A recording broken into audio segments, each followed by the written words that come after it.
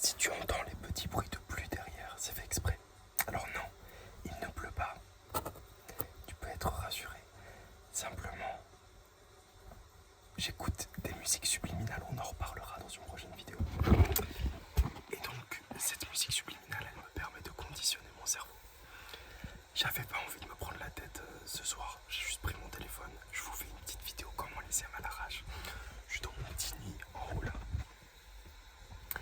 Je suis sur une petite mezzanine. Et donc, je voulais vous parler des entretiens d'embauche. J'espère que le petit bruit vous dérangera pas, moi je trouve ça vraiment apaisant. En fait, la nuit je m'endors avec, c'est pour ça que j'ai la flemme de descendre là. Les amis, pour les entretiens d'embauche, alors j'en ai fait, vous allez peut-être vous dire, mais qui c'est pour donner des leçons de vie, notamment sur les entretiens d'embauche, parce que bon, je suis pas RH, mais j'en ai fait les amis des entretiens d'embauche, j'en ai fait au moins 50. Et j'en ai réussi vraiment un tiers, même plus.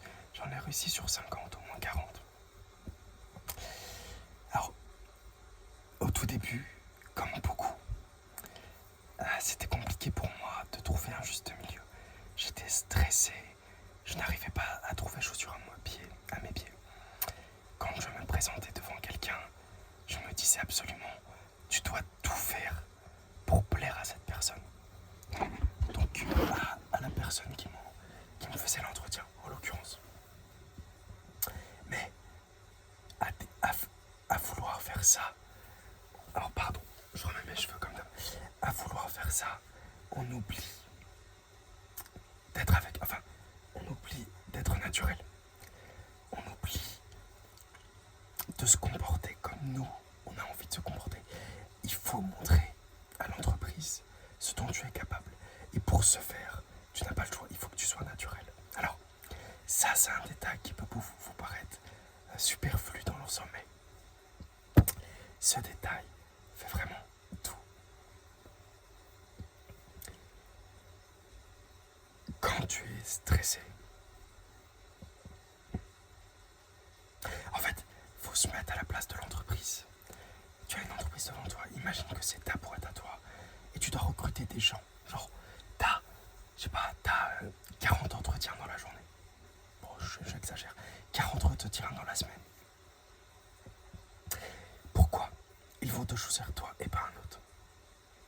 Imagine, ces 40 personnes ont tous un emploi, dont toi, un emploi à leur effectif.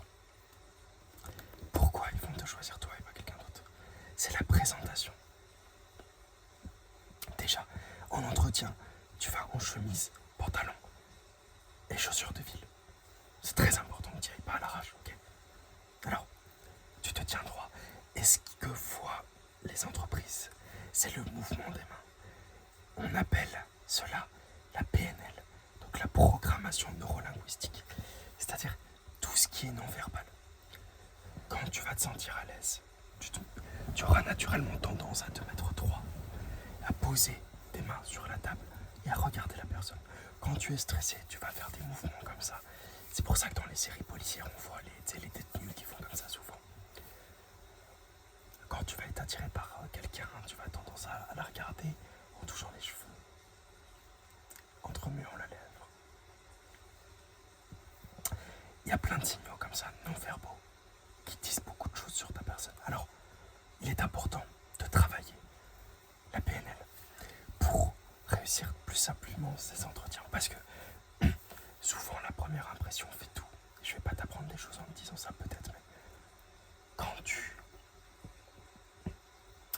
tu te présentes bien à quelqu'un, cette présentation va rester figée dans l'esprit de la personne. Quand tu te comportes, alors c'est pas mal, il n'y a pas mort d'homme, mais par exemple,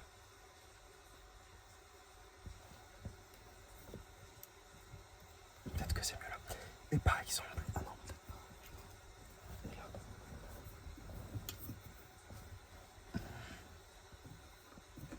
pas, là, bon, mais par exemple, t'arrives, alors comme je dis, c'est pas c'est pas des choses dramatiques, c'est juste des petites gestuelles. Genre, t'arrives. Au lieu de dire bonjour, tu dis comment allez-vous? Des petits gestes. Au lieu de serrer la main. Bon, ça, moi je suis un peu de cette école où, quand t'arrives, tu serres pas la main. À la fin, tu serres la main. Donc quand tu oublies de serrer la main à la fin, je t'expliquerai après, on va y revenir. Et voilà, quand tu dis pas bonjour, quand tu parles beaucoup de toi et pas assez de l'entreprise, quand tu dévalorises les entreprises dans lesquelles tu as travaillé avant, tout ça, c'est des petits signaux qui vont dire à l'entreprise, next. Mais c'est inconscient, c'est ça le problème. C'est que c'est tout à fait inconscient. Alors, donc comme j'ai dit, vous engagez la discussion avec la personne pour la première fois, tu la rencontres, tu ne serres pas la main, tu rentres trop vite dans son intimité, c'est pas bon. Donc tu t'assois sur la chaise, tu places tes mains, t'essaies de ne pas bouger, tu regardes la personne droit dans les yeux et t'essayes en amont de te renseigner un petit peu sur l'entreprise. Si jamais tu trouves rien, t'as la flemme, t'essayes de préparer des questions, c'est important. Tu peux pas me dire que t'as la flemme, tu cherches sur Google questions à poser à une entreprise pendant un entretien. Donc tu vas trouver des questions comme je sais pas, depuis combien de temps existez-vous, quel est votre cœur de métier, quelle clientèle ciblez-vous, qui est le PDG, qu'est-ce qu'il a fait, quel âge a-t-il. Tu te renseignes sur l'entreprise, vraiment, donc le cœur de l'entreprise. Ils adorent ça. Donc que tu te renseignes sur l'entreprise, c'est un très bon signe. Que tu connaisses l'entreprise grâce à sa page internet. Les informations que tu as pu recueillir sur internet avant, c'est encore mieux. Donc ça va rajouter des points à ton vie. Donc le mec ou la meuf, ils vont te poser des questions pendant l'entretien. Qu'est-ce que vous avez fait avant? Pourquoi entre cette période et cette période, vous n'avez pas trouvé d'emploi? Reste naturel. Si t'as fait une formation, tu dis j'ai fait une formation, mais voilà. Ça peut faire peur quand t'as fait, par exemple, comme moi, 30 entreprises. Alors, évidemment, il faut le filtrer, tout ça.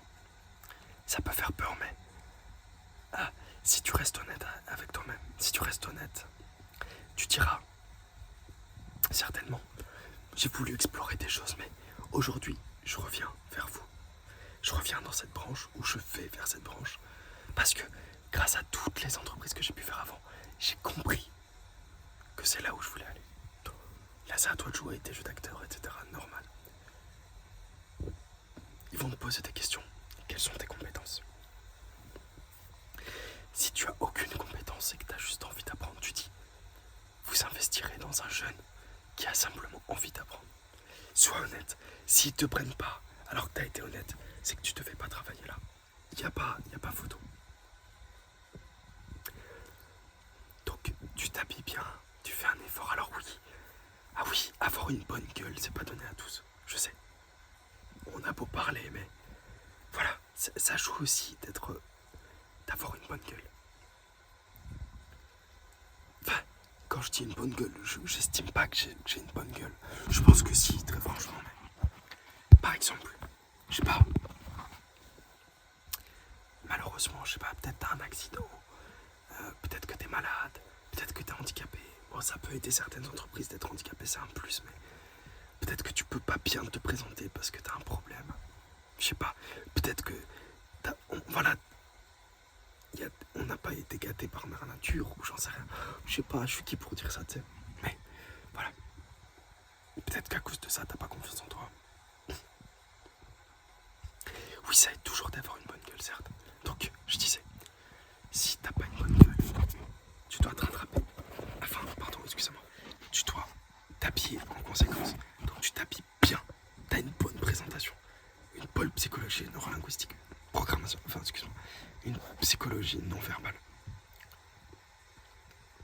Il faut absolument que tu t'adaptes. Alors, dites-moi en commentaire si jamais vous réussissez pas vos entretiens. Et dans quelle branche vous êtes? Parce que moi, c'est surtout le commerce que j'ai fait. C'est surtout dans le commerce où j'ai eu des entretiens. Je sais que dans différentes autres branches, ça peut être plus ou moins compliqué. Alors, j'ai pas expérimenté tout. Aussi, j'en ai fait dans le développement web aussi, qui ont plutôt bien fonctionné. Donc mais si tu me dis t'as envie de faire des entretiens d'avocat, j'imagine c'est différent, ou médecin, ou j'en sais rien. Donc ça, je serais pas bien placé pour te renseigner. Par contre, il y a toujours des choses qui ne mentent pas. C'est ton comportement non verbal. Tu vois, si je suis comme ça, regarde, à tout le temps toucher mes cheveux. Genre comme ça, toutes les... C'est ce que je fais. Hein. Mais si je touche mes cheveux, ça veut peut-être dire que j'ai pas confiance en moi. Tu vois, et que je dois être rassuré, donc être bien coiffé pour être bien présentable envers vous. C'est pareil. Imagine, je vais être comme ça. Je vais vouloir changer de posture toutes les 5 minutes. Le mec, il va dire c'est chelou, le mec, il sait pas tenir 2 minutes. Ça sert à rien, tu vois. Donc, mets-toi à sa place et comprends-le. Voilà, on va pas plus s'attarder sur ce sujet, mais j'avais pas trop quoi dire de plus. Je pense qu'on est allé vraiment dans les bases. N'hésite pas à me dire si t'as besoin. Et si t'as des recommandations. Alors, si tu me dis dans quel domaine tu es, en commentaire. Et si je peux t'apporter